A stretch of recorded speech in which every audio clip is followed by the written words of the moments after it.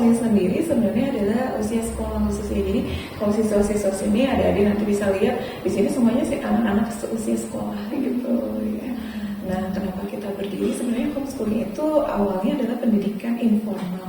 Jadi mungkin pernah dengar homeschooling sendiri, oh kalau homeschooling pendidikannya di rumah gitu kan ya, sama orang tua gitu kan ya. Tetapi kita fasilitasi karena sekarang meskipun banyak pelaku homeschooling, tetapi kasihan nantinya tidak terdaftar di Kemendikbud atau enggak adiknya mau ujian. Kalau sekarang dulu ada namanya kejar paket atau kejar ujian doang gitu ya. Nah kalau sekarang adiknya nggak boleh gitu ya. Sekarang kita memfasilitasi menjadi pendidikan alternatif untuk anak-anak yang tidak bisa melakukan pendidikan formal seperti apa, atlet misalkan gitu ya. Mungkin homeschooling mah artis gitu ya misalnya, atau ya anak-anak yang bekerja di bidang entertainment gitu ya. Kalau untuk modal awal untuk homeschooling berapa? Oh iya, kalau ditanya berapa luar biasa ya. Luar biasa. Jadi kalau sekarang alhamdulillah kami sudah dibantu dengan namanya BOS atau mungkin sekolah namanya BOS ya, biaya atau bantuan operasional sekolah. Tapi kalau untuk homeschooling atau PKBM sendiri kita namanya BOSP, jadi bantuan operasional satuan pendidikan.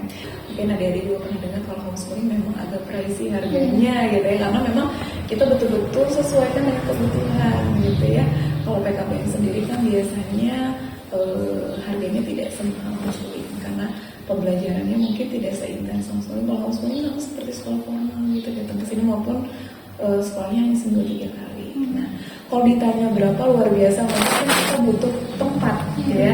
Ini sebenarnya masih sewa sih gitu ya, masih sewa tapi alhamdulillah masih tertutup sama dari SPP gitu ya. Mulai awal itu dia itu tergantung kalau misalnya kita kan kalau homeschooling biasanya membutuhkan untuk marketing, misalnya bikin web itu yang paling mahal. Kemudian kita karena di sini Digi itu dari digital gitu ya, kita pakainya LMS. Jadi wajib siswa itu atau pembelajaran itu kita gunakan LMS, dan LMS itu juga kan butuh yang namanya istilahnya kayak perbaikan, kemudian ada ada perpanjangan macam-macam gitu ya.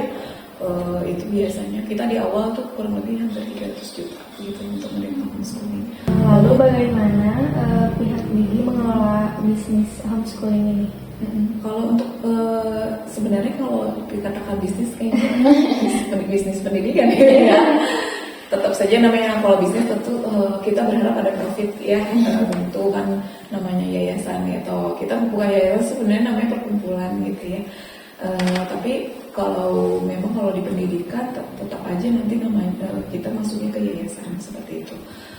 Profit pertama yaitu tetap saja dari bayar iuran SPP siswa seperti itu. Kalau di Digi homeschooling sendiri ada program unggulannya nggak gitu? Oh ya, untuk program unggulan kita punya ya, kita ada beberapa program, salah satunya yaitu digital drawing, kemudian ada coding, dan satu lagi ada English Club untuk SD. Sehingga nanti kalau udah lulusan dari sini tidak hanya berbekal cuma ijazah, tapi kami sertakan sertifikat keahlian seperti apa, seperti coding. Anak-anak kita sudah bisa coding sekarang, bikin kartun gitu ya. Lalu feedback dari orang tua untuk Digi kira-kira apa aja? Selain mungkin support, yang pasti support SPP dan dia tepat waktu gitu ya, alhamdulillah. Mereka juga selalu support kalau kita ada kegiatan apa nih sekolah gitu ya, untuk outing kelas dan apa gitu, biasanya mereka juga support untuk itu.